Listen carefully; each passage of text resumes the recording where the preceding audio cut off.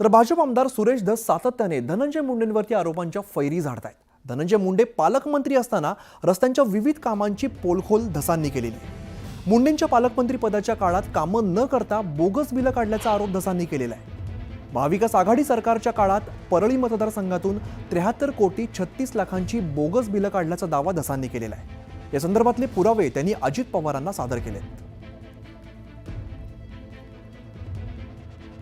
तर मागचा बराच काळ आपण बघतोय धस यांनी धनंजय मुंडेंवरती गंभीर आरोप केलेले आहेत. या संदर्भातच आता पुरावे जे आहेत ते अजित पवारांना त्यांनी दिलेले आहेत.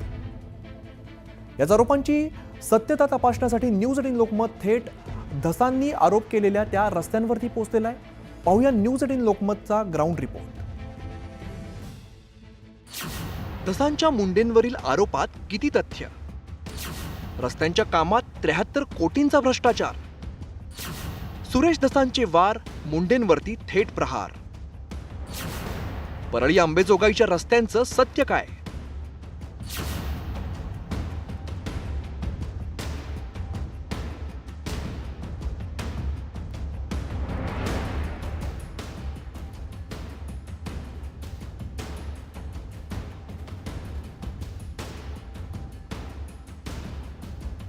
आष्टीचे आमदार सुरेश धस पत्रकार परिषद घेत बीडचे तत्कालीन पालकमंत्री धनंजय मुंडेंवरती भ्रष्टाचाराचे गंभीर आरोप केले. परळी आणि आंबेजोगाई तालुक्यातील रस्त्याच्या कामात खुलेआम लूट झाल्याचा गंभीर आरोप धसांनी केलाय. धस केवळ आरोप करून थांबले नाहीत, त्यांनी पत्रकार परिषदेत थेट कागदपत्र सादर केली. परळी पूस बदरापूर या रस्त्याचा उल्लेख करत धसांनी काम न करता थेट कोट्यावधींची बिलं उचलल्याचा आरोप केलाय. कार्यकारी अभियंता गौरी शंकर स्वामी यांनी एकूण 16 कोटी 20 लाख रुपये हे रस्ते विशेष दुरुस्ती कार्यक्रमांतर्गत काडीचंही काम न करता हे पैसे उचलून घेण्यात आलेले आहेत. परळी पूस बर्दापूर या रस्ता कामावर 5 कोटी रुपये काम न करता बिल उचलले आहे. सुरेश धस यांनी याच परळी पूस बदरापूर रस्त्यांचा उल्लेख केलेला. आमचे प्रतिनिधी जेव्हा तिकडे पोहोचले तेव्हा काय दिसलं पहा. रस्ता एकदम गुळगुळीत आणि चांगल्या स्थितीमध्ये, पण याच रस्त्याचं दुरुस्तीचं काम दाखवून अनेकदा कोट्यावधींची बिलं उकळल्याचं समोर आलंय. हा आरोप केवळ धसांनीच केलेला नाहीये, तर बांधकाम विभागाच्या अधिकाऱ्यांनीही अनेकदा तसा अहवाल वरिष्ठांना पाठवलाय. पण याकडे लक्ष न देता विना दुरुस्तीच कामाचे पैसे अदा केले गेले.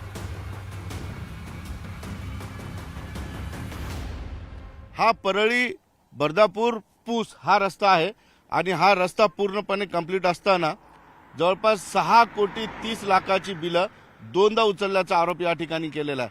आपण बघू शकतो 6 कोटी 30 लाखाची बिलं या रस्त्याच्या दुरुस्तीच्या नावाच्या हेडखाली उचलले गेली.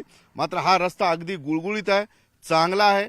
याच्या दुरुस्तीची कुठेही नामोनिशान किंवा खानाखुणा दिसत नाही. या रस्त्याची दुरुस्ती झालेली नाही. रस्त्याच्या कामांच्या परवानगी रद्द केल्यानंतर सुद्धा कामं दाखवून जवळपास 25 कोटींच्या वर बिलं उचलल्याचा गंभीर आरोप धसांनी केलाय. हे केवळ एकाच रस्त्याबाबत घडलेलं नाहीये, अशा तब्बल 57 रस्त्यांबाबत हे घडलंय. कामाच्या प्रशासकीय मान्यता रद्द झाल्यानंतर सुद्धा या सर्व 57 रस्त्यांची कामं दाखवून पैसे उचलले गेले. 57 कामाच्या म्हणजे काय रद्द केलं? प्रशासकीय मान्यता प्रमा रद्द झाली म्हणजे विषय संपला. परंतु काय झालंय, या कामांचे एकूण 57 कामांचे प्रमा रद्द केल्यावर बी कलेक्टरने इकडे प्रमा रद्द केल्या, परंतु आकांनी तिकडे 14 कोटी 43 लाख 45 हजार रुपयाचे बिल उचलून मोकळे झाले. या 57 रस्त्यांपैकी एका रस्त्यावरती आमची टीम पोहोचली. नाबाबवाडी ते घोलपवाडी दरम्यान या रस्त्यावरती आश्चर्य घडलं. हा रस्ता रद्द केल्यानंतर सुद्धा या रस्त्याचे पैसे उचलले गेल्याचं समोर आलंय. हा रस्ता जवळपास 1 ते 1.5 किलोमीटरचा आहे आणि आपण बघतोय रस्ता या ठिकाणी संपलेला आहे आणि त्याच्या पुढं फक्त माळरान आहे. मात्र हा रस्ता याची मान्यता मिळाली होती, मात्र या रस्त्यावर अनेकदा बिलं उचलली गेली. त्यामुळं त्याचं इन्स्पेक्शन झालं, निरीक्षण झालं आणि त्यानंतर सार्वजनिक विभागाच्या अधिकाऱ्यांनी या रस्त्याची मान्यताच रद्द केली. मान्यता रद्द केल्यानंतर सुद्धा या रस्त्याचं काम दाखवलं गेलं आणि या रस्त्याचे जवळपास 1.25 कोटी रुपये उचलले गेले 2 किलोमीटर रस्त्याचे. परळी मतदारसंघात बोगस कामं करून तब्बल 37 कोटी लाटल्याचा आरोप धस यांनी केलाय. बिलं काढण्यासाठी रातोरात कसे प्रभारी अधिकारी नेमले, वेगवेगळ्या विभागातून कसा पैसा उचलला गेला, याचा भांडाफोडच सुरेश धसांनी केलाय. 31/3 म्हणजे कोणता दिवस असतो माहिती आहे तुम्हाला? 2022 रोजी कार्यकारी अभियंता बांधकाम विभाग जिल्हा परिषद बीड 1,34,00,000 असे एकूण 37,70,00,000 रुपये या कामांची बोगस बिले संजय मुंडे हे कार्यकारी अभियंता म्हणून दाखवलेत. हे ऍक्च्युअल डेप्युटी इंजिनियर होते. कुठं? परळीला.